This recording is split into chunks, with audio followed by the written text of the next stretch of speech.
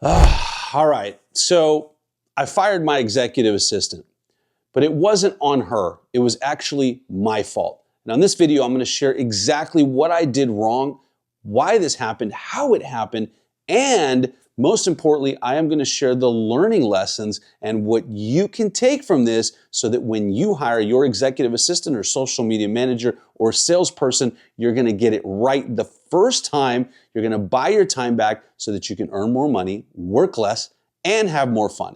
Hey, if we're just meeting, I'm Danny. I run a company called All Star VAs. I've been an entrepreneur for 20 plus years, and my passion is to help you earn more money, work less, and have more fun. And I do that with systems, accountability, and virtual assistants so that you can scale your business, you can work on your business instead of in your business. I want to invite you to subscribe to the channel so you can see all of my videos, and also book a call down below with our team if you want to learn more about what we do and you want to work with me, or you can hit this QR code. All right, back to the video. Well, first of all, to me, the executive assistant is the most important position to have as an entrepreneur. This is your gatekeeper, your jack of all trades, your Swiss Army knife, whatever analogy you want to use, but this person should be the one that really frees you up as the entrepreneur to do all of the things that you got into business to do, to work on the business instead of in the business. And so this is a critical position, and you gotta get this one right. I have so many entrepreneurs that come to me that wanna hire all kinds of other positions like inside salespeople and social media managers and all this kind of stuff. And I always tell them that the executive assistant is that first person that you gotta nail and you gotta get right. And in this case, I did not take my own advice, or at least I didn't get it right on my own. And so I'm going to share why, I'm going to share what I did wrong, and most importantly, of course, I am going to share the learning lessons and how I can make sure that I get it right this next hire, and how you can get it right when you hire your executive assistant. Now, real quick, I have the complete ultimate executive assistant hiring guide down below in the description. You can click on that link and grab your free guide there and download that PDF so that you have the entire standard operating procedure, SOP, the sample schedule, accountability items, and key performance indicators. Come to think of it, maybe I should have read that document a little more thoroughly before I hired last time, but enough about that. Let's talk about the actual gist of what happened here so that it doesn't happen again to me, and so that you don't make that mistake and that you hire correctly when you hire your executive assistant. All right, so first question or first topic that I want to cover is, did I hire the right person? Because there are several components to this. There is the person right for the role? And then secondly, was it something on me that I did or didn't do to make this situation not work out? So let's talk about the person and was she right? So first of all, she had the experience.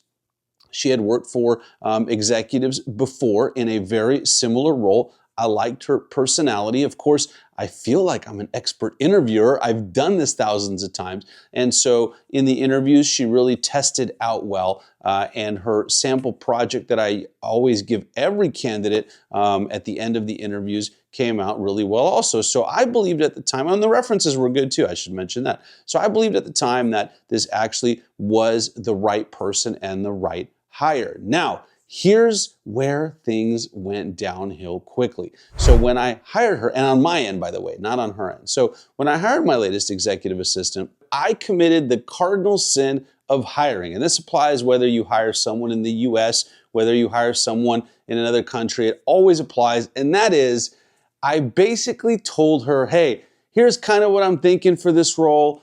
Go figure it out and come back and talk to me. That is absolutely what you don't want to do. You see, when you bring someone on, you gotta have clear expectations, you gotta have an SOP that this person is working from, and you have to have accountability.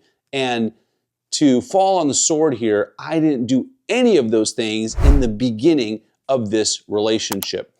So then some time went on, and at some point I realized, hey, look, this may not be working because this person doesn't have all of those things going on. And so what am I going to do? So we sat down and we did a reset. And when we did that reset, we actually laid out, okay, here are the things that we need to do. Here are the expectations. Here are the accountability items. And here's what we're thinking for the role. And here are all the things that we need from you. And then we implemented the actual structure. So we started having her on our morning huddle, end of day huddle, and weekly meeting one-on-one to go over what's going on. And after a couple weeks of this, we quickly realized that the things that we needed our executive assistant to do, such as set up events, get me on podcasts and shows and speaking engagements and all these things that we wanted her to do, were actually not within the skill set they originally hired her for. Now, she had been operating email and calendar management and some of the more basic things that I need from my executive assistant. But when we stepped it up and we asked for some of these other roles that we needed, she just wasn't equipped to do that. And then when we gave her an opportunity to really learn those things, she didn't step up to the plate and make it happen. However, since some time had already gone on, and this was a situation where we had been giving her additional roles and things like that, it really was a situation where I feel that I let her down because the training was not right from the get-go, the accountability was not right, and the systems were not right when she first started. And so that created not only a bad start, but bad morale throughout that position. And one of the things I really want to talk about there is a lot of entrepreneurs do this, and it's expecting people to read your mind versus you actually leading. You see, you actually leading looks like what I just talked about. You have systems, you have accountability, you have KPIs, you have SOPs that your employees are working out of, and then you as the leader are casting the vision and then holding your people accountable to that vision and to those goals. Without that, what ends up happening is just you're expecting them to read your mind. And when they don't, then you blame the person. But it's really not the person. It's your lack of systems, your lack of leadership, and your lack of accountability. Now, you can have the folks in your organization actually create a lot of these systems for you if that's part of the SOP and part of the accountability. But in my case here with my executive assistant, it simply wasn't. At the end of the day, when you're hiring someone on your team, I want you to think about the fact that you're not just hiring to hire. What you're hiring for, in my opinion, is a couple of things. Number one, you're hiring to buy your time back. So there is some role that you as the entrepreneur shouldn't be doing, such as managing your email or your calendar, that you can have someone else do, whether that's administrative, creative, like social media marketing, YouTube, video editing, whatever it is, and sales, right? So it could be making sales calls or managing your CRM or any of those things. You're hiring to buy your time back. And when you do that, you can step out of operator mode and go into visionary CEO working on the business mode.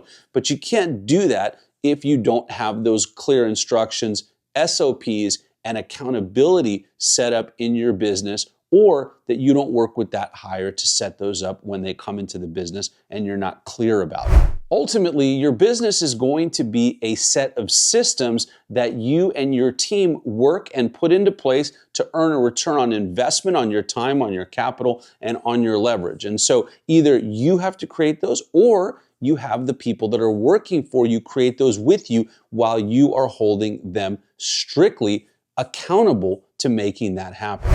All right, so where are we now? So I've now fixed all of these things. I have clear systems in place in my business using all the stuff that I preach about every single day to my clients. We have daily accountability in the morning, and then again in the afternoon. We hold our employees strictly accountable to those SOPs and those KPIs. And because of that, we are a much stronger organization based upon what happened and the failure that I had here with my last executive assistant. Now, of course, I'm interviewing again for the EA role, and I'm so excited to bring someone else in, and that will be a lot of fun. And this time, I am going to get it right. And so if you're here because you're an entrepreneur who wants to grow your business, who wants to earn more money, work less, and have more fun and buy your time back, then down below you can click the link to book a call with our team and chat about doing just that. We'll implement not only the person, but the systems, and we'll hold you accountable to making sure that you do this. So you can book a call down below with the link. You can also hit this or scan this QR code, which will take you to the same exact spot. And you can watch this video right here, which will give you a 30-day blueprint on creating a business that runs without you.